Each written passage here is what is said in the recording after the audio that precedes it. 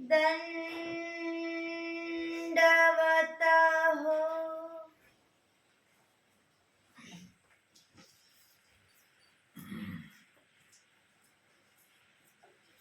गौतमाळाचे उदंबरे अरवणा केली सर्वज्ञानी. आणि आता गुप्त त्र्यंबकी आसन.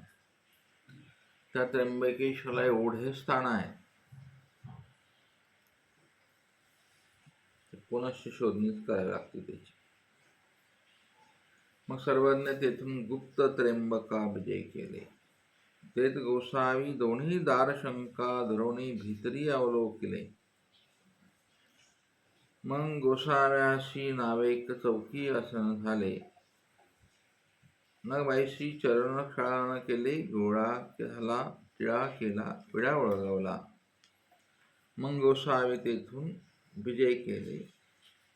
त्यानंतर आदि त्र्यंबकी आसन.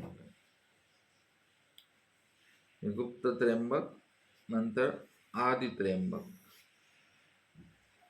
हे इतिहास संशोधकांनी हे वाचलं पाहिजे, हे शोधलं पाहिजे व त्यांचे तरी देवस्थान तिथं आहेत का सध्या. त्यानंतर नाविक कुंडापाशी आसन झाले. आणि मग तेथून येता मार्गी ब्रह्मगिरीचे सोंडेवरी गोसावी उभे राहिले. आता हे सगळं शोधण्याचंच आहे. आणि अवघ्या भक्तजना स्थिती संचरली.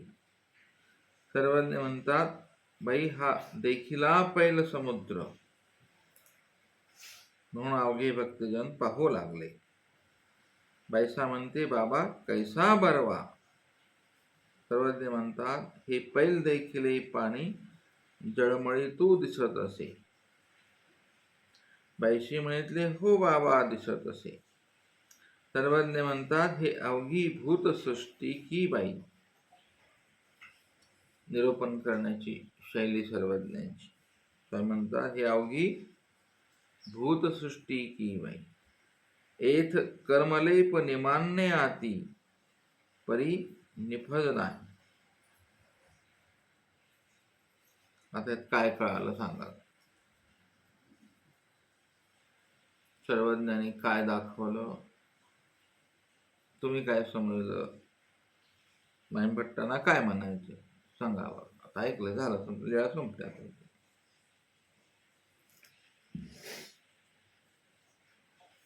सांगा, बोला, पटापट बोलत जा. मी पुढं जाईन. मी मला काय प्रॉब्लेम नाही पुढं जायला. ऐकलं तुम्ही. आता तुम्हाला असा भ्रम असतो ना, आम्ही काय ब्रह्मगिरीवर गेले, सर्वजण समोर दाखवला, बायशाने बघितला, निर्मळीत पाणी दिसलं, झालं.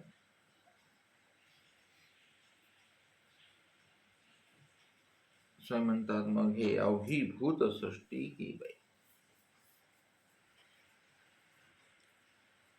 म्हणजे कसली सृष्टी बायशाने पाहिली. बोला पटकन.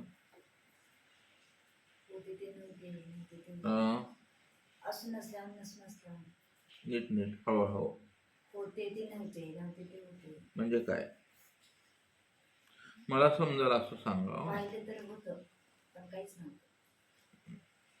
असं आहे म्हणजे काहीच नव्हतं का ते. सर्वज्ञांची वाणी खोटी आहे का पुढं. म्हणजे याचा अर्थ तुम्हाला यातलं काहीच कळालं नाही. हे शून्य भोपळा. इथं काहीच कळालं नाही तुम्हाला. म्हणजे कळालं तो भ्रम आहे.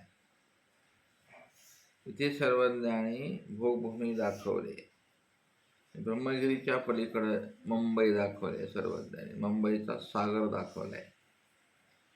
आणि सर्वज्ञ त्या सागराला पाहून बाईसांना निरूपण करतात आणि आपणाला सांगतात की अवघी भूतसृष्टी आहे तिकडली. भूतसृष्टीमध्ये कर्मलय परिमान्य आती. कर्मलय भोगून संपायचे असतात, पण तिथे कर्म निष्पत्ती नाही. सरळ अर्थ आहे त्याचा. परिनिफज नाही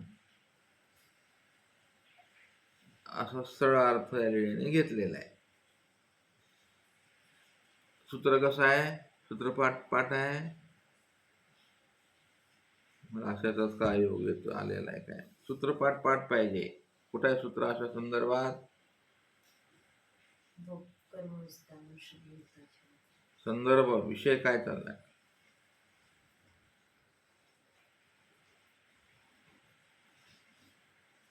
मला ती वेळ घालावा लागतो ना, मग विनाकारण. सूत्रपाठ हे पाठच असलं पाहिजे. शिवाय कशा पाठ आहेत? धडा धडा. तुमची शोकांती काय असं नाही, सर्व ठिकाणी हीच बोंब आहे. एथ कर्मले परिमानने स्पष्ट ब्रह्मवाणी आहे. कर्मभूमी एक करता एक निमे एक निपजे स्वर्गी. कसं आहे सूत्र? सूत्र तरी म्हणा.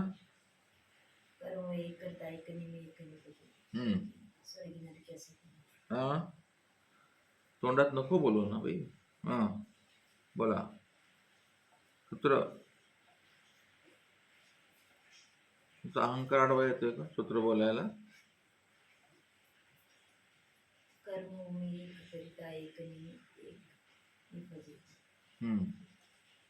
पुढं मग तेच सांगाले स्वामी इथं, ते सांगायचं इथे. स्वर्गी आणि नरकी निमे परनिपज नाही आहे की नाही?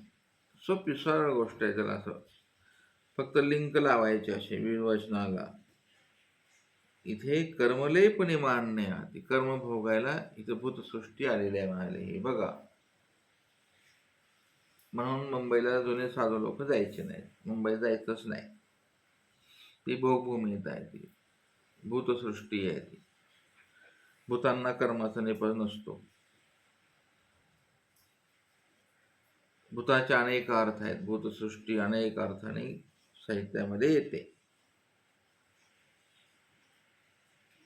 अनेकांना भूतसृष्टी दाखवलेली आहे सर्वज्ञानी, वेगवेगळ्या विषयाने वेगवेगळ्या अर्थाने. इथे भूतसृष्टी वेगळ्या अर्थाने. ही अवघी भूतसृष्टी.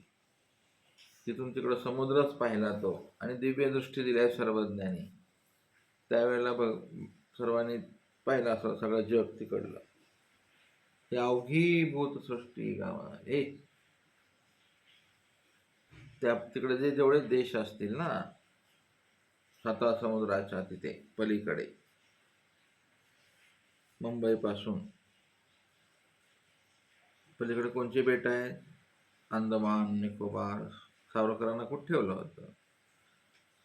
वगैरे वगैरे वगैरे वगैरे. असं जा तुम्ही, हे पाहिले, दिव्य दृष्टी द्यायला त्यांना स्वामींनी.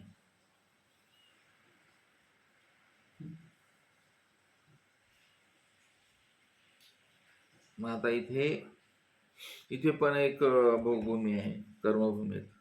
सृष्टीमध्ये कवने करणे म्हणजे ही तरी सृष्टी आहे ना. इथे कोणची भोगभूमी आहे?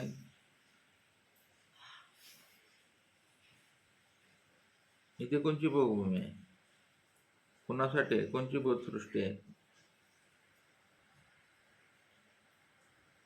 कुत्रे, मांजरं, डुकरं, भोकणे, लोळे, पांगळे यांना पिंडस्थान आहे. त्यांना कर्म लेप निमानने आधी.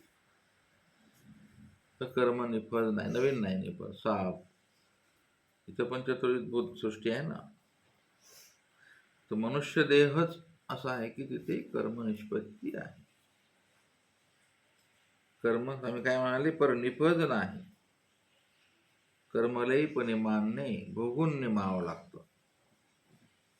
कुत्र्याला, डुकराला, महारोगी, हात तुटलेले, पाय तुटलेले, भोगा तुमच्या कर्माची. पण त्यांना निफज नाही. असं अनेक अर्थाने लीळा समृद्ध आहे. म्हणून नाशिकचं चरित्र आणि नाशिकच्या चरित्रावर बोलणं खूपच कठीण आहे. आता सर्वज्ञ तेथून गौतमाच्या भातवड्या कडे जात आहे, विजय करतात. भातवड्या म्हणजे भाताची शेती. सर्वज्ञ सांगतात म्हणाले, बाई हे बघा गौतम ऋषींच्या भातवड्या. आणि मग त्या भातवड्यांत विजय केले. भक्तिजने म्हणितले, जीजी भातवड्या म्हणजे काय? सर्वज्ञ म्हणतात, गौतम साळी पेरी तिया दिशेची होती, दिशेची सांगी दिशेची मळी, दिशेची 88 सहस्र ऋषीश्वरा भोजन दे. त्या गौतमाचा संकल्प आहे. सकाळी पेरायचो, पेरून हातपाय धुवून आलं की काढायला जायचो, लगेच काढून आणून टाकलं, जेवलं की मळायचं, मळून झालं की संध्याकाळी लगेच 88 सहस्र ऋषीमुनींना भोजन द्यायचे ते गौतम ऋषी.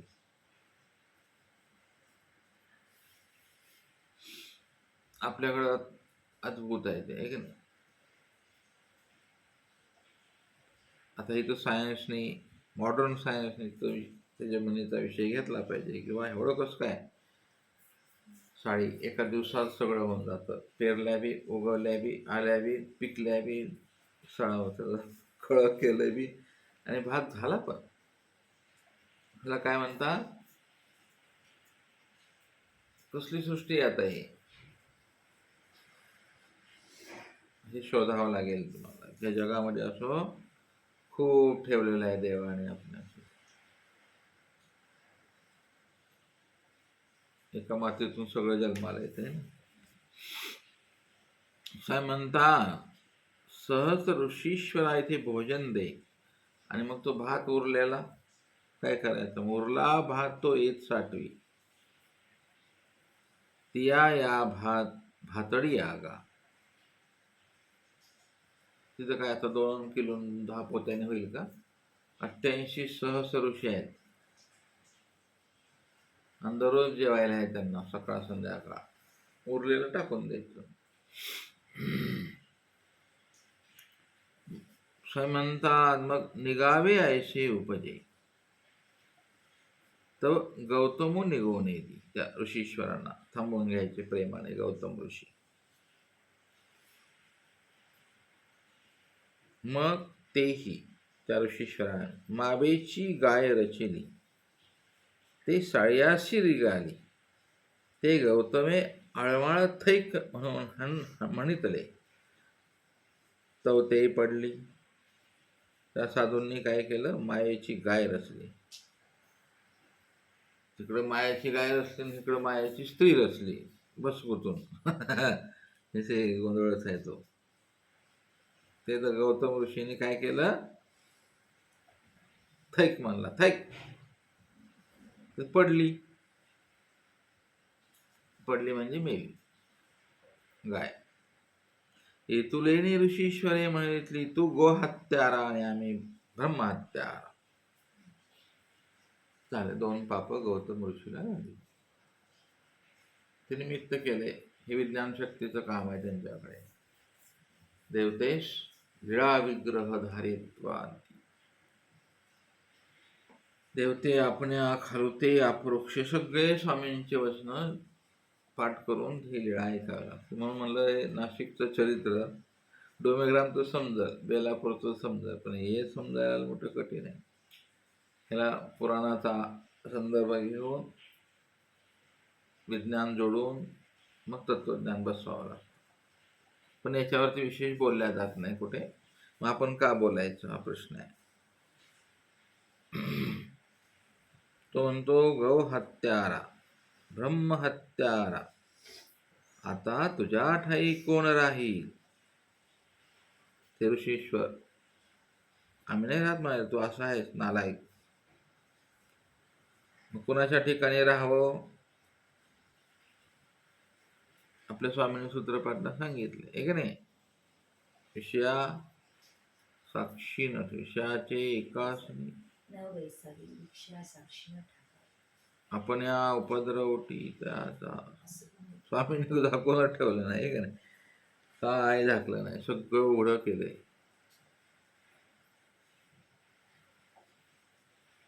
राजस तामस्तानी न बैसा, दीपाचा देवळी न बैसा. कशी स्वामींची किती साधी साधी दृष्टी साधकाला पोषक ठेवते. तीर्थक्षेत्रा नाहीच मला जायचंच नाही. आपण जर छत्रीस येऊन राहिलो आहे का नाही, आजच तामस लोक येतात जातात, आपल्याला त्यांच्या सोयीसाठी वापरतात आहे की नाही. सरळ साधी गोष्ट आहे. आपल्याला त्यांच्या दानाची गरज आहे, आपण वापरून घेतो. त्यांना आधाराची गरज आहे, त्याला आपण धर्माचं लेबल लावतो. धर्म आधार दीजे, क्रिया घडते. पण दुसरा कुटाणा घडून जातो, त्याचं काय. आलेली व्यक्ती वातावरण बिघडून पण जाते ना, त्याचं काय. ह्याचा विचार कोणीच करत नाही की नाही. ती जिंजा इथं ती चरते, इथंच नाटकं चालतात, सगळे गप्पा इथंच करायच्या. कोमळ ज्ञानी इथल्या माणसाला वाटतं ती बाई किती छान साडी घातली, वर हिला किती चांगलं लिखू झालंय. झालं ते. ह्या बाया तिकडे बिचकून जातात. साधू साधू आश्रमात असतील तर त्या बाया पाहून बिचकतात. कशासाठी संबंध ठेवला तुम्ही तो. त्यांच्या गरजा करणं आले, आश्रय घेतला, रात्रभर सकाळी गोमटं दिलं. म्हणजे आश्रम व्यवस्थेमध्ये एवढे मोठे उपकार आहेत आपल्या साधू संतांचे. 10-20 रुपयात 50 रुपयात काय होत नाही बरं. लाईट बिल सुद्धा भरल्या जात नाही ते आश्रमचं. फुकट जेवायला, फुकट नाश्ता, फुकट चहा, जाताना 10-10 रुपये, 50-50 रुपये द्यायचे. हे मोठेपणा आहे साधूचं आश्रमाचं बरं का. ते धर्म वगैरे नंतरची गोष्ट आहे, पण कर्म तर व्यवस्थित चालू आहे ना. समाज उपयोगी साधन आहे की नाही आश्रम वगैरे. शहरांमध्ये तर लोक डायरेक्ट मुक्कामी आश्रमानेच असतात, द्यावा लागतो आश्रय. मग तिथून निघाला धर्म, एखादा उपदेशी झाला तर झाला. इकडले किती वेळ सोडून गेले काय माहिती. असंही होतं ना, त्याला ज्ञान नसलं तर. बरोबर आहे, असं होतं ना. इथे येऊन शृंगार करतात बाया. काही गरज आहे का तुला, बस ना ग. तुम्हाला जर ज्ञान नसेल तर तुम्ही भटकून जा. दोन्हीचे 4 हात व्हायला काय वेळ लागत नाही. डोक्यात तर घुसलं ना ते वारं, मग तुम्हाला हा जन्मभर धोका आहे. वारं घुसतं. तुम्ही कसा संबंध ठेवायचा ते ठरवावं लागतं. ते आपण फक्त उपयोगाची माणसं असतो. त्यांच्यात किती रमावं, त्यांच्याशी किती बोलावं ठरवलं लागतं. नाही तर त्यांचा प्रभाव आपल्या जीवनावर होतो. मग हे असं ब्रह्महत्या, काय काय घडतं, गोहत्या, भ्रूणहत्या, आणि कसली हत्या, सगळ्या हत्या घडतात. हे स्वामींना सांगायचे. कशाला ऋषीश्वराचा संपर्क केला गौतमाने. चालले जाऊ द्यायचं ना. जाऊ द्यायचं, दुसरे आणले असते तेच आहेत काय. तुमच्या संकल्पाने काय होऊ शकतं. संकल्प चांगला असेल तर सारखं पात्र आहे का नाही, स्वतःहून भेटेल ना तुम्हाला. तुमचा काय संकल्प चांगला वगैरे वगैरे, अशा अनेक गोष्टीचा विचार डोक्यात सतत पाहिजे. नाहीतर तुमचा धर्म एका क्षणात जाळून टाकतील लोक. हे कार्मिक विचित्र असतात. आणि त्याचा तुम्ही अनुभव घेताय सध्याच्या काळामध्ये आहे की नाही. हे निरूपण सर्वज्ञानी इथं केलं. मग ती भातवडी, भात कशात फ्रीज होता का तिथे, शेतामध्ये फ्रीज असेल का, भात कसा राहत असेल, कसं शिजत असेल, कसं उगवत असेल, ते कसं अन्न येत असेल, कोणची देवता निर्माण करत असेल, स्वयंपाक कोण करत असेल, अशा अनेक गोष्टी तुमच्यासमोर प्रश्नचिन्ह पाहिजेत. निसर्गाने सिद्धांत का बदलला. एका दिवसात पीक येत नसतं, 3 महिने लागतात शाळी यायला. ही शाळा कशी आहे, त्याला पाऊस कसा पडला, पाणी कुठून आलं, असे सगळे प्रश्नांची उत्तरं तुम्हाला शोधावी लागतील. अशा ह्या लीळा अति गहन आहेत. नाशिक दर्शन असं गहनच आहे पहिल्यापासून सर्वज्ञांचं. नाशिकला जेवढं तत्वज्ञान सांगितलं तेवढं बेलापूरलाही नाही सांगितलं देवा. गुह्य सांगितले. ऐसा अंत न पाहिजे. असं खूप मोठं ज्ञान आहे नाही का? चला. आणि मग असं निरोपण केलं आणि मग अवघे भक्तजन निघाले, ब्रह्मगिरीवरून विजय केले. मग विजय केले तर पुढा सीतेचे कोथळे देखील. ही सीता मोठी गमतीशीरच आहे. तेच गोसावी उभे राहिले. सर्वज्ञ म्हणतात, देखिले गा हे सीतेचे कोथळे मोथळे. भक्तजनांना प्रश्न पडला. जी म्हणाले, कोथळे मोथळे म्हणजे काय? सर्वज्ञ म्हणाले, एक सीता होती, ते त्या धान्य साठवाव्या पर्वतावरी कोथळे मोथळे केले होते. ते हे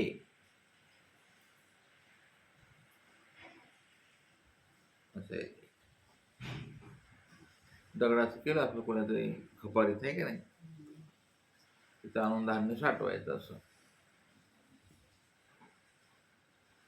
त्याच्यामुळे सीतेला धोका झाला ना.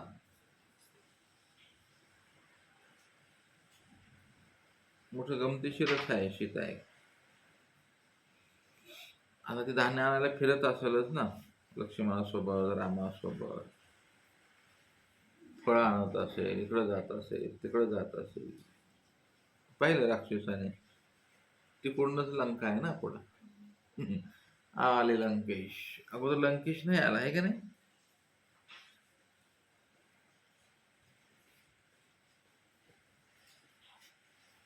लक्ष्मण रेषा रावण ओलांडू शकला नाही, मग सीताने कशी काय ओलांडली सांगा बरं.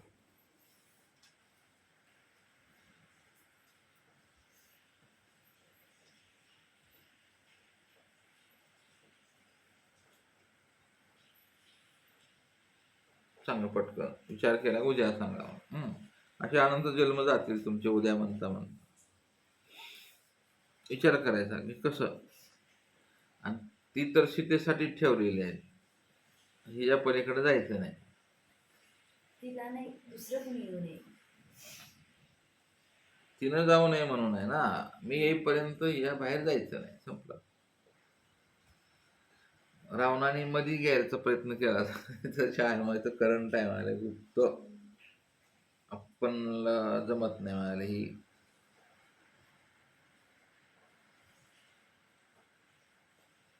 ती कशी काय बाहेर आली असा हा विषय मोठा आहे की नाही. तर सीतेचे कोथळे पंचवटीतून नेली ना, त्या दरम्यान फिरत असतील तिकडे, डोंगरात फिरत असतील सीतेला घेऊन. तिथे अंजनीचा सूत आहे ना, तिथंच जन्मभूमी आहे ना हनुमंताची. ह्याचा अन्वय लावायचा राहिला आहे की नाही इतिहासकारांना. आणखीन तो जो आहे जन्मस्थान हनुमंताचं, त्याचा आणि इथे रामाचा संबंध इथे आलेला आहे की नाही. ते माकडे भेटत असतील ना सीतेला, रामाला वगैरे वगैरे. चला, ते आपल्या उगत काय होतं मग ते अन्य कथन. महिमभट्टांना तो विषय सांगायचा नाही मग सांगत नाहीत महिमभट्ट. तुम्हाला आपलं धर्म स्वामींपुरतं सांगून मोकळं होतात ते. तर हे सीतेचे कोथळे स्वामींनी सांगितले आणि मग तेथून गोसावी विजय केले. मग ब्रह्मगिरी खालू ते उतरले. ते सगळ्या वरच्या आलेल्या आहेत बरं, सगळ्या जेवढ्या झाल्या तेवढ्या. मग 22 पायऱ्या उतरता उतरता थरथरा कापती. त्या पायऱ्या मात्र तशाच आहेत आहे का नाही. पायरीला 22 पाय लागलाय आहे ना, पवित्र झाल्या बिचाऱ्या. स्वामींचा तर लागलाच लागला, 22 लटलट कापाय लागल्या. गोसावी 22 श्री करू देती. हिरव्या तुम्हाला आठवावे असं डोंगरातून स्वामी आहे की नाही. 22 मग डकले डोंगर. ते जर तुम्ही तिकडलं ऐकलं ना, काय डोंगर काय दर्या, पाय झाडो ते आपण हे आठवावं. बायसांना उतरायचं ना आता खाली.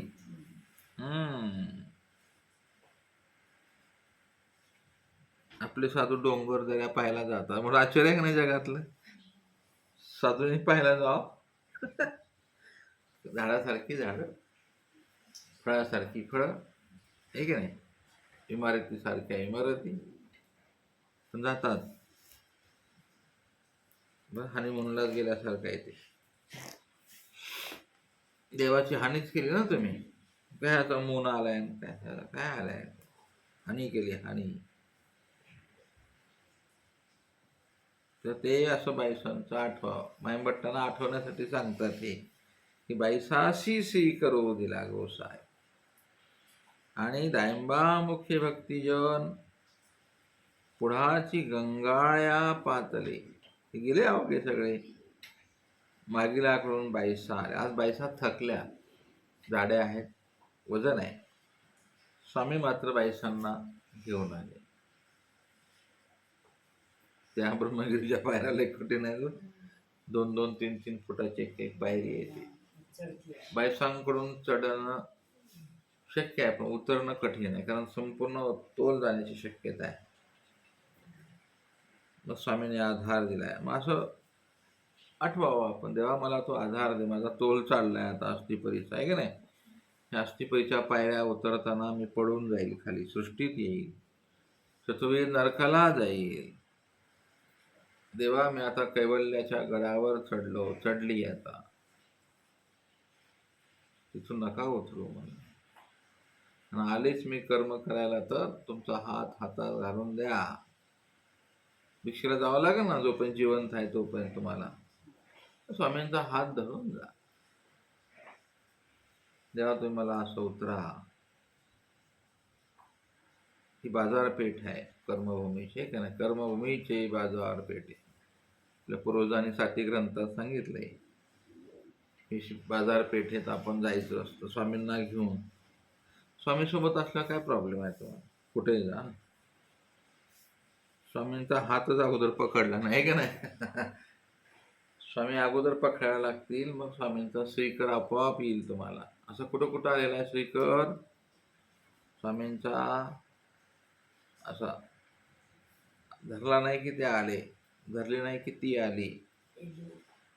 येलो आली माझी, एक नाही. म्हणजे भाग्यवान आहे ती पोरगी. लगेच पाणी वाहत असं, असंच पावसाळा असेल आहे की नाही, पाणी वाहत असेल, नदी तुडूंब भरली अचानक, आली बिचारी. शिन्नस्थळीवरती पोरगी पण आली आहे की नाही. हंडा ठेवला, पाण्यावर चालत आली. अशा लीळा आठवायच्या असतो, तर काय करायचं आहे तुम्हाला. अशा असंख्य लीळा आठवायच्या. तुम्हाला काळ कसा घालवायचा आणखीन कळालेलं नाही, हे इथून शिकायचंय. सहज काळ गेला पाहिजे. काळ वेग लेखी लावा, वाया वाया व्यापार न करावा, आहे की नाही. तुमचा काळ सगळा झोपेत लेखी जातो. विश्रांती करायची. काय कष्ट आहे तुम्हाला, खुशाल झोपतात. अजबच प्रकार आहे का नाही. संसारात 10 वाजेपर्यंत भांडे कुंडे स्वयंपाक राडा लेकरं पाजवून झोपावं लागते निवांत 10ला.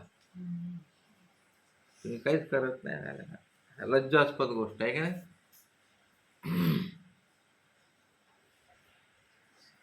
पाहुणा रावळा हेटपर पडवावे लागतात. इथे तुम्हाला देवाने एवढं सुरक्षा दिले, एवढा वेळ दिलाय, तर वेळेचा उपयोग नाही करत आपण. विचार करा ना, सिंहावलोकन झालंच पाहिजे बरं कुठल्या तरी क्षणाला. पूर्ण वेळ शरीराच्या पोटासाठी घालवायचा. ते बी आयुष्यामध्ये खायचं आणि झोपायचं.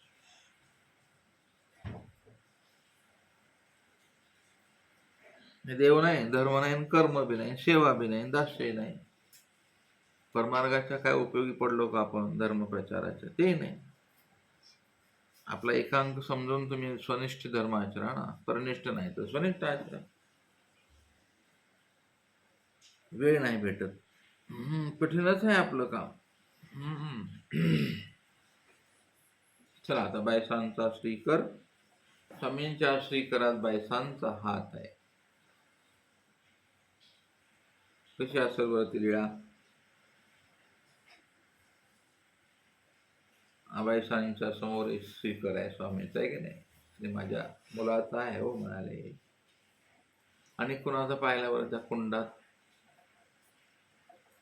रामनाथी कुंडी असं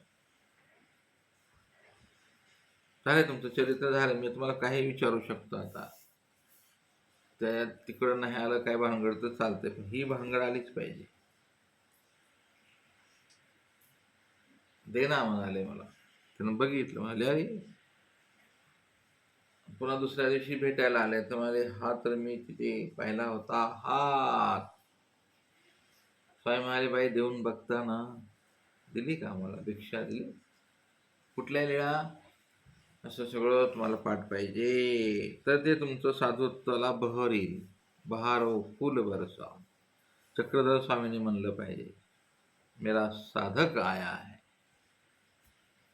ते काही नाही असं मरेल चेहऱ्याचा विंडो, काही कामाचं नाही ते तसलं.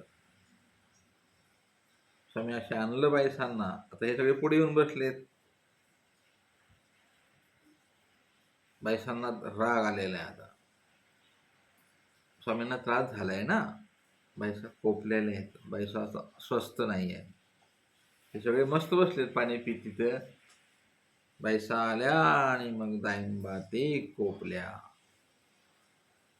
अरे मी मेली तर चालले असते, तुम्हाला काय आहे का लाज शरम? मी मेली असती, पडली असती, डोंगरातून चाललं असतं, पण बाबा ते पारुखेच ना. तुम्हाला काय आहे का रे म्हणाले थोडीशी.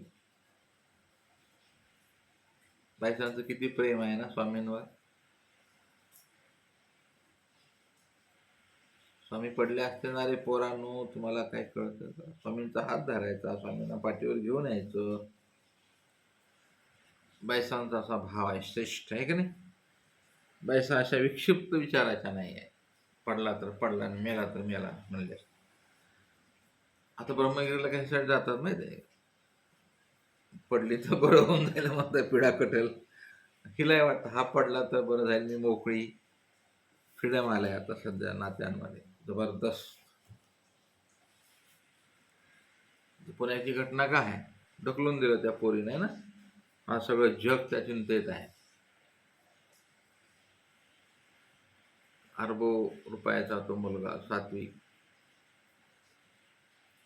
बिचार मरून गेलाय ना. बायसांची तेच विचार आहे. म्हणजे स्वामी पडले असते रे पोरानं, तुम्हाला काय आहे का? आणि बायसा अपार कोपल्या. स्वामींनी कोपू दिली. स्वामींची लीळा करण्याची कला खूप भारी आहे.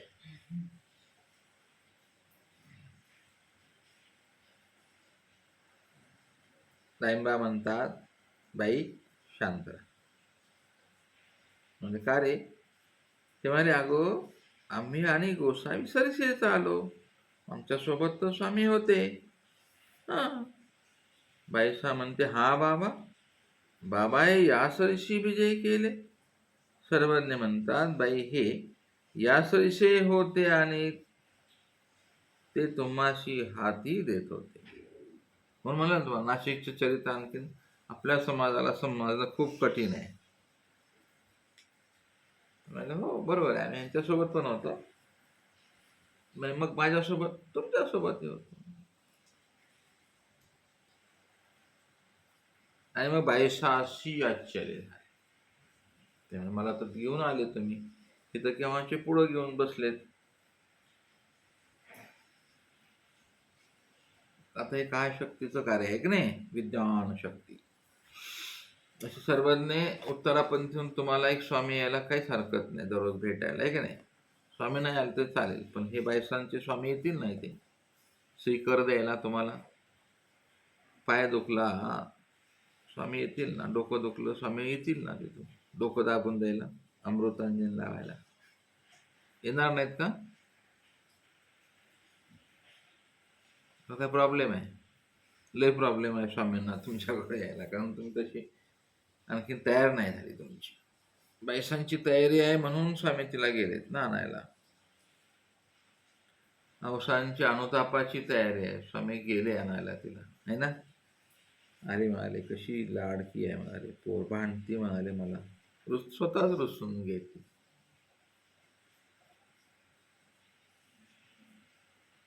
अशा लीळात अशा अश्रुपात करून आठवल्या पाहिजेत. आणि हे आपल्यासाठी केलेलं आहे देवाने. औसासारखं आपल्याला आणायला आलेले आहेत स्वामी कृष्ण दत्तात्रय प्रभू. आपल्यासाठी लय कार्यक्रम केलाय देवाने. आपण आहे तिथंच स्वान शुक्रासारखे आपण या प्रपंचात अडकलो. प्रपंचातून सोडलं तर पुन्हा इकडं अडकलो आपण वेळ घालवायला.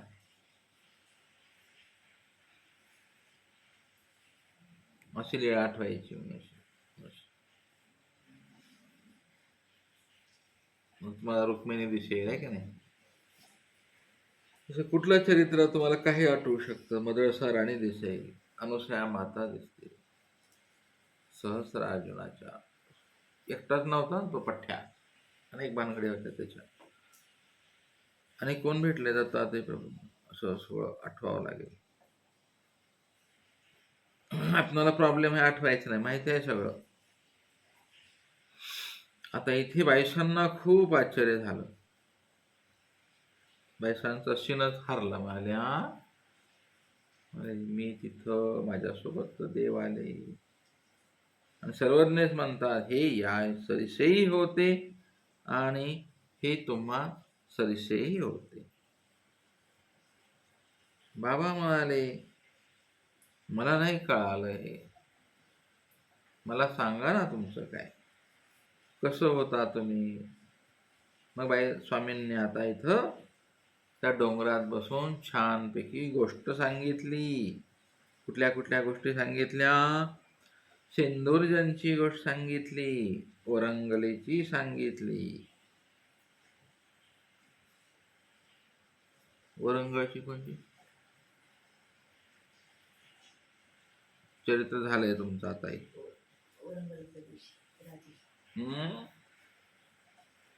कोणती या संदर्भात संदर्भ समजते की तुम्हाला. म्हणजे संदर्भ अन्वय समजला तर तुम्ही जोपर्यंत शरीराला शांत ठेवत नाही तोपर्यंत तुम्हाला काही कळणार. शरीर कसं असं तटस्थ बसलं पाहिजे. तुम्ही वळवळ वळवळ वळवळ चालू राहा, नाही तर झोपता शांत बसलं की.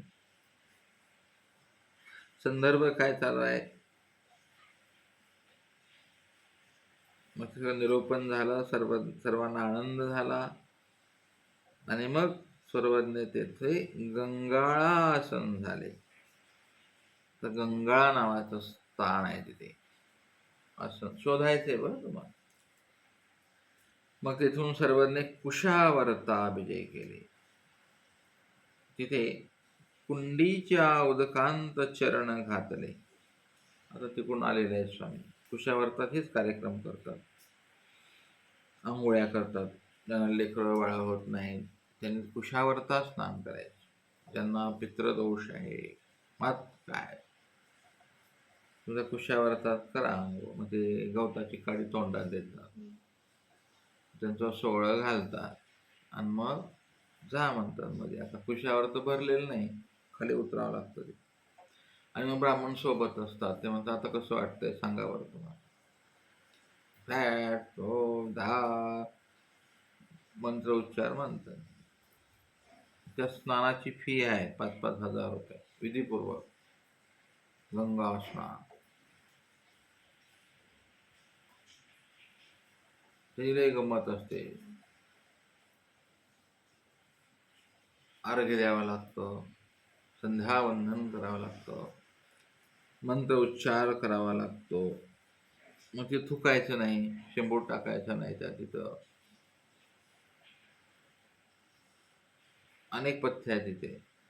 केस विंचरायचे नाहीत, नख काढायचे नाहीत, आहे की नाही. अशा अनेक गोष्टी कुशावर असतात. तर इथे सर्वज्ञानी तेथे आसन झालेलं आहे. जिथे कुशावर्ताचं सगळं तीर्थवंदनीय आहे. कुशावर्त हे सांगायचे. तर स्थान नाही आपलं, पण तिथं आसन झालंय ना स्वामींना. आता ते प्रचंड नफळत आहे, सोडून द्या. स्वामींच्या काळाला एवढी गर्दी नसेल ना. मग कुशावरती विजय केले. कुंडांत उदकांत श्रीचरण घालून सर्वज्ञ तिथे बसलेले आहे, आसन झालेलं आहे. तेथेच पश्चिमेल पट्टीशाळी पूर्वाभिमुख आसन झालं. पट्टीशाळा आहे तिथे, लोकांना उतरायची, तिथं पण आसन झालं. तेथे बाईशी श्रीचरण प्रक्षालन केले. आता थकलेले आहेत पण बाईसा करतात विधी सगळा. चरण क्षाळन प्रक्षाळन. दुपारचा पूजावसर तिथे केला बायसांनी पटीशाळेत. तिथे विडाळ उळगवला आणि मग बकुळाशी विजय केले. ही बकुळा कोणाची कोण आहे? बकुळा बा बकुळी पूर्वाभिमुख नावे आसन झाले. बकुळीच्या झाडाखाली, लिंबुनीच्या झाडाखाली चंद्र झोपला होता ग बाई. म्हणजे काय आहे? आपल्या बकुळीच्या झाडाखाली स्वामी बसलेत आज. बकुळीची फुलं असतात आहे की नाही? पाहिलेत का तुम्ही ते? पाहून घ्या, गुगलला टाका म्हणजे तुम्हाला बकुळी दिसेल. तर बकुळीच्या तिथे पूर्वाभिमुख नावेक आसन झालं. मग तिथून सर्वांनी गुंफेशी विजय केले. बकुळीशी संवाद केला असेल स्वामीने बसून. सर्वज्ञांना अनुभवणं खूप कठीण आहे. मग अशा प्रकारे सर्वज्ञ आता गुंफेला आलेले आहेत. तर ही कोणती गुंफा आहे? तिथे सर्वज्ञांचं वास्तव्य आहे, मुक्काम आहे. बैसांची मात्रा तिथं ठेवलेली आहे ना. आता पुण्या गुंफेला गेले सर्वज्ञ. लीळा चालू आहेत, पाठ पाहिजे. मग तिथून सर्वज्ञ अंजनेरी वस्ती. आता स्वामी तिथून अंजनेरीला आलेले आहेत. तिथे बुधाचे वसईचा पूर्वाभिमुख देवळी आसन झाले. आज ते स्थान आहे, मंदिर आहे. बायसी श्रीचरण प्रक्षाळले, पूजावसर केला. तिथे मग बायसांनी पचन पाचन केलं. मग तिथे आरोगणा झाली, गोळा झाला, बिडा झाला, पहुड झाला आणि वसई वस्ती झाली. त्या स्थानाला आज आपण दंडवत करू, तो अवसर अनुभव. आणि मग तेथून गोवर्धनी गदाधरी वस्ती झाली. पुन्हा नाशिकी नगरांत वस्तीला सर्वज्ञ विजय करतायत. तेथे नगरात नाशिकला म्हणलं की काळिकेच्या देवळी स्वामींचा नेहमी मुक्काम असायचा. इथपर्यंत स्वामींचं हे चरित्र चालतंय. आता